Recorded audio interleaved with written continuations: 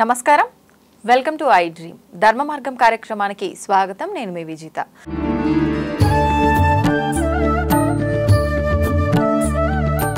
ప్రస్తుతం మనతో పాటు ఉన్నారు ప్రముఖులు శివరుద్ర సాధు గారు. ఇప్పుడు వారితో మాట్లాడి మరిన్ని విషయాలు తెలుసుకుందాం, మన సందేహాలన్నింటినీ కూడా నివృత్తి చేసుకునే ప్రయత్నం అయితే చేద్దాం. నమస్కారం గురుగారు. చెప్పండి గురుగారు, నేను వేరే టాపిక్ ఏదో అడగాలనుకున్నా, కానీ మీ మెడలో ఇన్ని రుద్రాక్షలు చూసిన తర్వాత నాకు అసలు రుద్రాక్షల పైన ఒక టాపిక్ చేయాలనిపించింది. రుద్రాక్షలు ఎవరైనా ధరించవచ్చా? లేదు అనంటే ఇప్పుడు మార్కెట్లో రకరకాల రుద్రాక్షలు దొరుకుతున్నాయి. ఈ మధ్య కాలంలో ఎవరైనా ఇబ్బంది ఉంటే ఆ ఇబ్బందికి ఈ రకమైన రుద్రాక్ష, ముఖాలను బట్టి ఒక్కొక్క సమస్యను బట్టి ఒక్కొక్క ముఖంతో ఉన్న రుద్రాక్షను ధరించాలి అని రకరకాలుగా వింటున్నాము. నిజంగా రుద్రాక్షను ఎవరు ధరించాలి? ధరించిన తర్వాత నియమాలు ఏమైనా పాటించాల్సి ఉంటుందా? మంచి బలమైన ప్రశ్న. ఎందుకంటే అమ్మ, రుద్రాక్ష అనేది శివభక్తులే ఎక్కువ వేసుకునేది కనబడుతుంది. ఈ మధ్య కాలం చూస్తే ప్యాషనెట్ గా ఆడవాళ్ళు కూడా కొంతమంది కనబడతారు. ఆడవాళ్ళు వేసుకోవచ్చా అంటే వేసుకునే తరుణాన్ని కూడా మేము వివరిస్తాం మీకు. ఎలా ఉంటుందంటే, రుద్ర అక్ష అనే దానికంటే ముందు చారిత్రాత్మకమైన నిర్ణయం ఏమిటి ఒక రుద్రాక్ష మీద తెలుసుకోవాలి. తల్లి సతీదేవి పార్వతీమాత పిలువని పేరంటానికి వెళ్ళినప్పుడు అక్కడ జరిగిన అవమానం ఏదైతే, దక్షుడు అమ్మని నేను పిలవలేదు కదా, నిన్ను నీ పెనిమిటిని కూడా పిలవలేదు, మీరు ఎలా వచ్చారు అని కొద్దిగా వక్రీకరించి మాట్లాడిన చరిత్ర మనకు తెలిసింది. అమ్మ, నా పరమాత్ముడు ఎవరైతే ఉన్నాడో శివుడు, ఆయన నన్ను పెళ్లి చేసుకోకముందుకి ముల్లోకాలకి అధిపతి. ఆయన ఒక రాక్షస సంహారం చేయడానికి పార్వతీమాతను పెళ్లి చేసుకుంటాడు. యాక్చువల్లీ శివుడికి ఉన్న మొదటి పేరు ఏంటంటే శివుడు కాదు, విశ్వాచారి. అంటే విశ్వానికి చారి అనమాట. అంటే ఆయనకు పెళ్లి కాదు. దాని గురించి చాలా ప్రత్యేకంగా రాసున్నాయి గ్రంథాల్లో. ఒక రాక్షసుడిని సంహరించాలి అన్న ఉద్దేశంతో మాత్రమే పార్వతీమాతను పెళ్లి చేసుకుంటాడు. అక్కడ నుంచి ఇంకా తండ్రి కథనాలు వేరే ఉన్నాయి. అమ్మ ఏం చేస్తుంది, పిలవలేను అన్న సమక్షంలో అదే అగ్నికి ఆహుతి కావడం చేత తండ్రి అక్కడికి వచ్చి పార్వతి అని గట్టిగా ఆ కంఠంతో అరిచినప్పుడు పడిన ఆ యొక్క కన్నీటి బొట్టు చుక్కనే ఈ రుద్రాక్ష. అంటే రుద్ర రూపాన్ని తండ్రి ఎత్తినప్పుడు ఆ కంటిలో నుంచి పడినది అక్కడ ఒక మహావృక్షం అయ్యింది అని చెప్పి ఇలా శాసన కథనాలు మనకు ఎన్నో ఉన్నాయి. రుద్రాక్షలో అమ్మ, మానవ శరీరంలో ఒకే ఒక్కటి తెలుసుకోవాల్సింది ఏంటంటే, పంచముఖి రుద్రాక్ష మాత్రమే మానవ శరీరం వేసుకోవాలి. మానవులు ఎవరైనా ఏకముఖి, తర్వాత 7 ముఖాలు, 21 ముఖాలు, 13 ముఖాలు, ఇలా చాలా ముఖాలతో ఆ చెట్టుకు పెరుగుతూ వస్తూ ఉంటాయి. ఒక చెట్టుకు ఉంటాయి 100 కాయలు, ఒక చెట్టుకు ఒక కాయ ఒకలా ఉంటుంది. కాబట్టి రుద్రాక్షల చెట్టులకి పవిత్రంగా ఒక్కొక్క రూపంతో వస్తాయి. అయితే పంచముఖి వేసుకోవడానికి చాలా మందికి తెలియాల్సింది ఏంటంటే అమ్మా, ఇవన్నీ పంచభూతాల అధిపతి శివుడు. కాబట్టి ఇప్పుడు మీరే ఒక రుద్రాక్షని 5 ముఖాలతో వేసుకున్నారు అనుకో తల్లి, ఏదైనా ఆపద ఏర్పడింది, అనారోగ్య స్థితి కదా, మీకు ఇంకొక వేలో పోవడానికని దారి అంటే 5 దారులు ఉంటాయి. ఇది చాలా వివరంగా తెలుసుకోవాలి. ఏకముఖి వేసుకుంటే అమ్మా ఖచ్చితంగా మరణం సిద్ధించే అవకాశం ఉంటుంది. ఎలా? ఏకముఖి అంటే అంత పవిత్రమైన రుద్రాక్ష కదా. ఏకముఖి వేసుకుంటే మనకు శక్తులు కానీ ఇంకేదైనా సర్వస్వం మన ఆధీనంలోకి రావాలి కదా అన్న ఆ తరుణాన్ని కొద్దిగా ఎనక్కి తీసుకొని మాట్లాడితే ఏంటంటమ్మా, ఏకముఖిలో ఒకే దారి ఉంటుంది, అది శివుడిని చేరడానికి వెళ్ళే దారి. ఇప్పుడు మేమున్నాం, ఏకముఖి నా ఈ శరీరంలో ఉన్నాయి చాలా. అదేంటంటే ఈ దేహం ఉన్నా లేకున్నా శివుడికే. ఎందుకంటే నేను ఇలా ఉన్న శివుడికే భక్తి, చనిపోయినా శివుడి దగ్గరికి వెళ్తా. కుటుంబంలో ఉన్న వాళ్ళకి అలా ఉండదు కదా తల్లి. బాధ్యత ఉంటుంది, ఒక ఎమోషన్ ఉంటుంది, ఒక రిలేషన్ ఉంటుంది కదా. వాళ్ళు ఖచ్చితంగా ఏకముఖి వేయకూడదు. ఇంట్లో పెట్టుకోవడం, తండ్రి ముందు పెట్టి పూజించుకోవడం శుభసూచకం. ఎందుకంటే శివుడికి ఉండే ఆ తరుణం, ఆ భక్తి, ఆ భావ్యం వేరు. కానీ శరీరం మీద వేయకూడదు. శరీరం మీద వేసిన వాళ్ళకి రుద్రాక్షలో ఉండే చాలా అంతర్గతమైన ఫలితాలు, ఊపిరితిత్తులకి బలం, ఈ రక్తపోటుని కంట్రోల్ చేసే శక్తి, మానవ శరీరం మీద ఒక పాజిటివ్నెస్ తెచ్చే ఇవన్నీ గుణాలు కలిగి ఉన్నాయి. కానీ దాంట్లో అంతరార్థం తెలియకుండా మన వాళ్ళు చాలా మంది పొరపాటు చేస్తారు. మీకు ఒక విషయ వివరణ చెప్తాం, చిన్న ప్రశ్నకి జవాబు మీరు ఇవ్వగలరా? మేక మాంసాహార్య శాకాహార్య? శాకాహారి. అయితే అమ్మవారికి కోసినప్పుడు అది శాకాహార్య మాంసాహార్య మనం అనుకున్నాం. మేక మాంసాహారమే కదా. అయితే అమ్మవారు స్వీకరిస్తుంది మాత్రం శాకాహారినే కదా. అంటే మేక తింటుంది, శాకాహారి అమ్మకు కోస్తున్నాం. అంటే కోసిన తర్వాత దాన్ని తింటుంది ఎవరు? మనుషులు. కాబట్టి మనం మానవ శరీరం ఎత్తిన వల్ల మాంసాహారాన్ని భుజించగలుగుతాం. రుద్రాక్ష కూడా ఏంటంటమ్మా, అది వేసుకున్న తరుణం పవిత్రమైనది. రుద్రాక్ష పవిత్రంగానే ఉన్నది. ఒక రుద్రాక్షనమ్మ ఒకప్పుడు వేలం పాటలో కొనుక్కునే వాళ్ళు, అది గోల్కొండ కిల్ల దగ్గర. మీరు గోల్కొండ చరిత్రలో రుద్రాక్ష గురించి కూడా ఉంది, కాశీ చరిత్రలో కూడా ఒక రుద్రాక్ష గురించి ఉంది. కొంతమంది మతోన్మాదులు ఏం చేశారంటే ఇది చాలా పవిత్రమైనది, దీనికి ఉన్న ఆ శక్తి, పౌర్ణమి, అమావాస్య, గ్రహణాలు ఏదైనా దుష్టశక్తులని ఆపగలిగే ఒక మహనీయమైనని అది గుండె దగ్గర పెట్టుకుంటే సాక్షాత్తు శివుడి పాజిటివ్నెస్ అంటే ఒక వైబ్రేటింగ్ తిరుగుతున్నట్టు అనిపిస్తుందని అప్పట్లో కొంతమంది క్షుద్ర బలాలు చేసేవాళ్ళు కనిపెట్టి ఇది మానవ శరీరం మీద వేసుకోకూడదు అని దాన్ని చాలా చీప్ చేసేసారు. చీప్ చేయడం వల్ల ఏమైందంటే ఎక్కడైనా దొరుకుతుంది, కొనట్లేరు. ఒకప్పుడు ఒకే దగ్గర దొరుకుతుంది అన్నప్పుడు అదేమిటి, దాని ప్రత్యేకత ఏమిటి అని మనం కొనుక్కునే వాళ్ళం కదా. దీన్ని మన దగ్గర అంటే ఈ చరిత్రలో పుట్టిన వాళ్ళే ఆ రుద్రాక్ష విలువ తగ్గించారు. ఇప్పుడమ్మా 100కి ఒక 10% మాత్రమే ఒరిజినల్ రుద్రాక్షలు ఉన్నాయి. అది కొన్ని ప్రాంతాల్లో మహాక్షేత్రాల్లో మాత్రమే దొరుకుతున్నాయి. మిగతా ఎంత చెక్కతో చేసినవి వస్తూ ఉన్నాయి. మనం ఎలా గుర్తించవచ్చు? మనం గుర్తుపట్టడానికి రుద్రాక్ష విషయం ఎలా ఉంటుందంటమ్మా, ఏ రుద్రాక్ష అయితే నీ చేతికి వచ్చినాక ఎరుపు రంగుకు మారుతుందో ఆ రుద్రాక్ష అత్యంత పవిత్రమైనదని అర్థం. అలా మారుతుందా? ఖచ్చితంగా మారుతాయి. మా శరీరంలో ఉన్న రుద్రాక్షలు మీరు గమనించి చూడండి, అన్ని ఎర్రగానే ఉంటాయి. ఇవన్నీ ఎర్రగా ఉంటాయి. అంటే దీన్ని చూసినప్పుడు మీరు వేరే ఏ రుద్రాక్షను చూసినా కూడా దీనికి సరితూగదు. ఎందుకంటే అమ్మా ఆ స్ట్రైకింగ్ తెలిసిపోతుంది. దీన్ని గవ్వల సౌండ్ వస్తుంది చూడండి. ఇది వేరే రుద్రాక్షలు ఏంటంటే చెక్కల లాగా సౌండ్ వస్తుంది. చెక్క సౌండ్ ఏంటంటే కొంచెము అంత నాయిస్ రాదు, కొంచెం డిఫరెంట్ నాయిస్ వస్తుంది. దీని ఏంటంటే గవ్వల లాగా వస్తుంది నడుస్తూ ఉన్నప్పుడు. కానీ ఇప్పుడు మైక్ సౌండ్ కూడా ఒక డిఫరెంట్గా వస్తుంది. ఈ రుద్రాక్షలు ఉండడం వల్ల ఏమవుతుందంటే అమ్మా, నెగిటివ్ వేసుకున్నా పాజిటివ్ వేసుకున్న మాత్రం పరమాత్ముడి ఆజ్ఞ మాత్రం ఒకటే. ఇక్కడ చేయాల్సింది ఏంటంటమ్మా, ఆడవాళ్ళు వేసుకోవచ్చు అన్న నియమ నిబంధనలు ఏంటంటే 13 సంవత్సరాలకి కింద ఉన్న వ్యక్తులు వేసుకోవాలనేది నియమం రాస్తుంది. తర్వాత ఈ ఋతుచక్రం ఆగిపోయే తరుణం ఉంటుంది 39 సంవత్సరాలకు 40. ఆ తర్వాత వేసుకునే నియమాలు ఉన్నాయి మన దగ్గర. అంటే మధ్య వయసు వాళ్ళు వేసుకోకూడదు అంటమ్మా. రక్తస్రావం అనేది అయినప్పుడు ఒక రుచి, ఒక శుచి అనేది శరీరానికి ఎలా ఉంటుందో భార్యాభర్తల పడక సమయం చాలా విలువైనది. ఇక్కడ అది పవిత్రమైన సంబంధం భార్యాభర్తలది. కానీ ఇక్కడ అంత పవిత్రంగా ఉన్న సంబంధాల విషయంలోకి వస్తే అది పవిత్రంగా ఉంటుంది రుద్రాక్ష. అంటే ఆ సమయంలో ఉండకూడదు, లేదు వేసుకోవచ్చు. దానికి నియమ నిబంధనలకు ఎక్కడ శాస్త్ర గ్రంథాలు అడ్డు లేదు తల్లి. నేను చెప్తున్న విషయం ఏంటంటే భార్యాభర్తలు వేసుకున్నది పవిత్రమే. నేను చెప్తుంది ఏంటంటే అది వేసుకున్న తర్వాత నీవు ఏదైనా మిస్డ్ అబార్షన్స్ లాంటివి లేదు ఇంకేదైనా మనం కొన్ని అసాంఘిక కార్యకలాపాలు జరుగుతుంటాయి కదా. ఎలా చెప్పవచ్చు అంటే అమ్మా, 2వ నెలకి 3వ నెలకు ప్రెగ్నెన్సీ తీసేసుకున్నాం అనుకోండి. అలాంటి సమయంలో ఈ రుద్రాక్ష ఉండడం అనేది ఏంటంటే అమ్మా, అంటూ ముట్టు అనేది దాన్ని ఖచ్చితంగా చూపిస్తుంది. అది పవిత్రమైన రుద్రాక్ష కాబట్టి దానివల్ల దోషం ఏమైనా దోషం అనేది శివాజ్ఞ నేను ఏ విధంగా కాపాడతాడు. నువ్వు వెళ్ళి బుడదలో కూర్చుంటే, నువ్వు బుడదలో కూర్చొని పరమాత్మ నా మనసులో నీవే ఉన్నావు అంటే నువ్వు పవిత్రమైన శరీరంతో ఉన్నావు కాబట్టి నేను రాగలను. ఇప్పుడు నువ్వు పవిత్రం కాదు, ఒక శరీరంతో ఒక శరీరం భార్యాభర్తలు కలిస్తే అపవిత్రం అని కాదు, భార్యాభర్తలు కలిస్తే పవిత్రం. కానీ అదే అసాంఘికంగా చేసే పనుల ద్వారా వాళ్ళకి విలువ రాదు కదా తల్లి.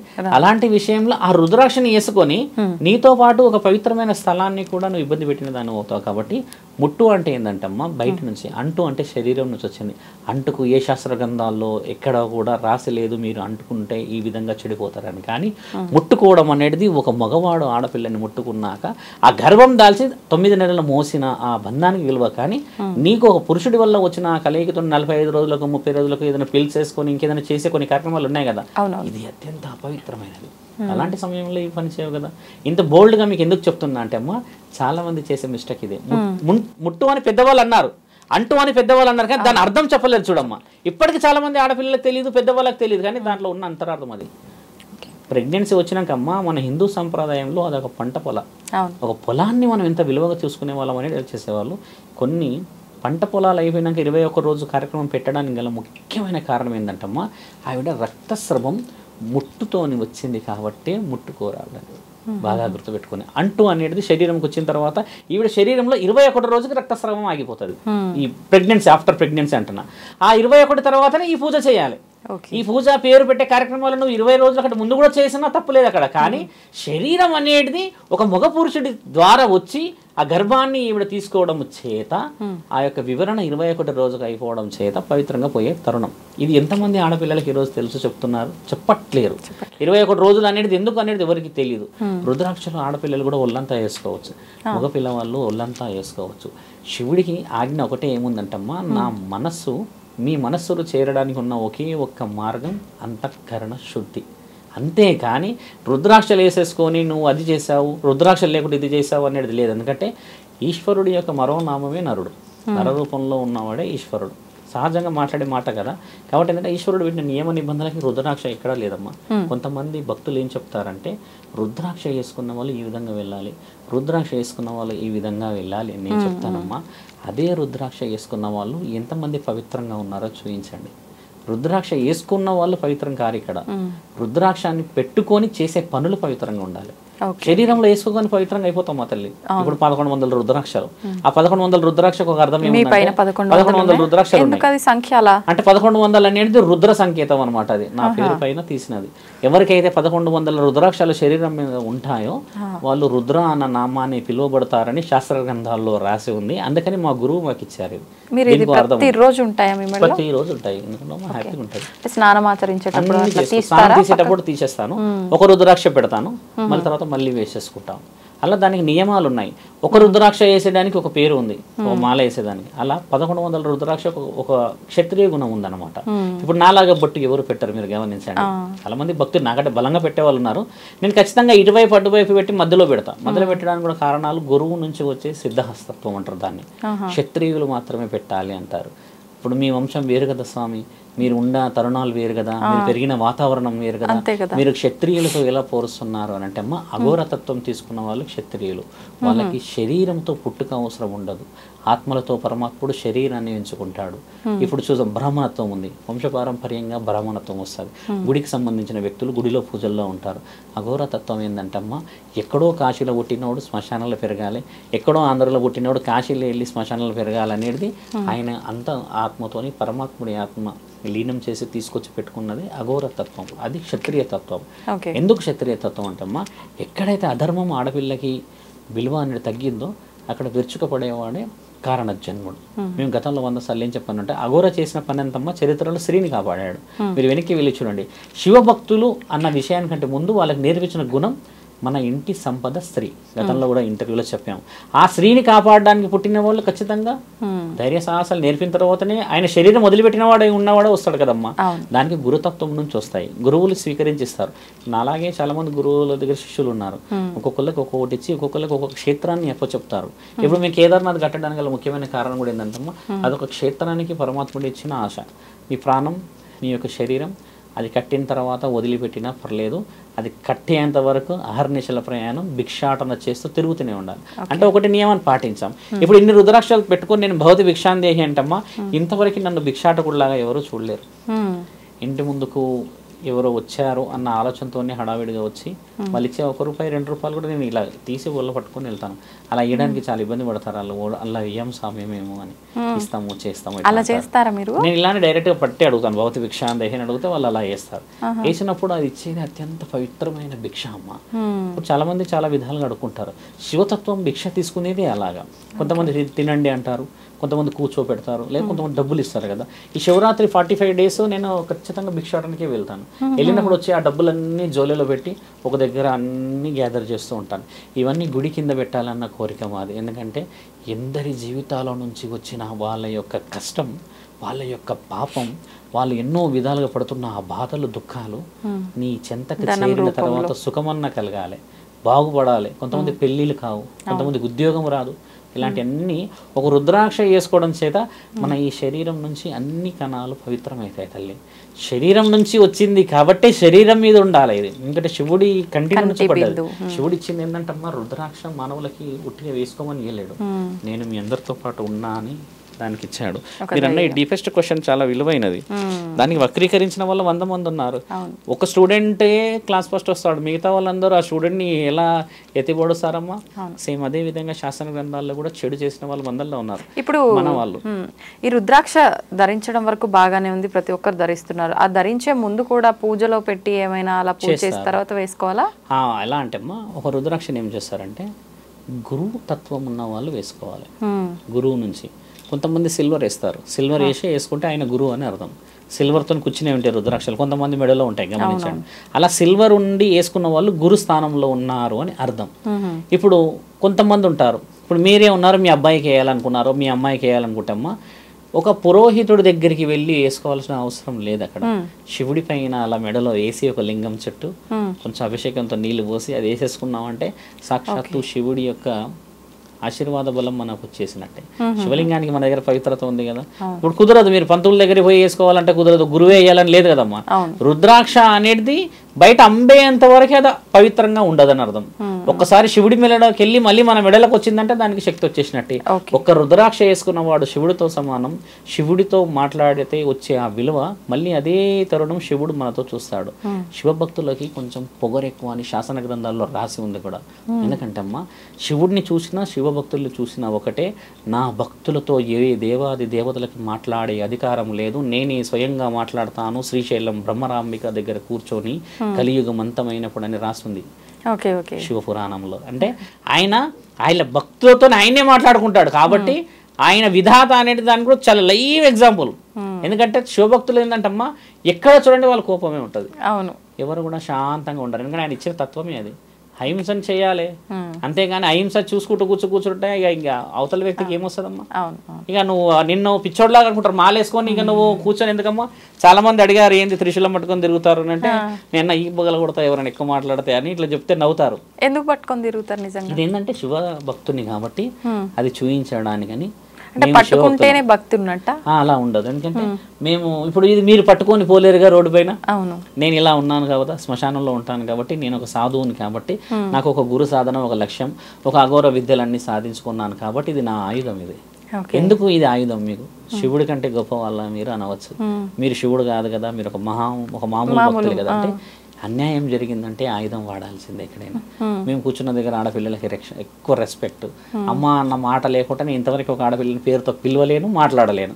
ఆ విలువ ఏంటంటమ్మా, ఇది కూర్చుంటే శివభక్తుడు శివుడు దగ్గరికి పోయినంత విలువ. అన్నిటి దగ్గర శివుడు వచ్చి కూర్చోలేడు కదా. చాలామంది అదే అంటారు. మొన్న ఒక అమ్మ రాత్రి ఫోన్ చేసి అంటుంది, అమ్మ అమ్మ అమ్మ అని అన్నిసార్లు మాట్లాడతారు, అండి అంటారు స్వామి. ఇక్కడ ఎవరు చూసినా అండి అన్నారు అంటే అది వాళ్ళతో మాట్లాడాలని ఉండదు అంటారు. ఆ రెస్పెక్ట్ రావడానికి కానీ ఇవన్నీ కనబడాలమ్మా. మీరు అన్నట్టుగానే నేను మామూలుగా కూడా ఉండగలుగుతాను, కానీ ఏంటంటే గురుస్థాయికి ఆయుధము, మరి అఘోరతత్వానికి అదే కదమ్మా ముఖ్యమైనది. దానివల్ల ఎంతవరకు న్యాయం చేసాం మేము. న్యాయం చేసామంటే మీరు అర్థం చేసుకోవాలి, దాని విలువలు అలా ఉంటాయి. శివభక్తులు అని తెలుసుకోవడానికి చూడగానే తెలిసిపోతుంది అమ్మా, అంతే. అది మీరన్న రుద్రాక్ష మహిమ తల్లి. సంతోషం అండి, నిజంగా చాలా డౌట్స్ క్లియర్ చేశారు ఈ వీడియో రూపంలో. ధన్యవాదాలు.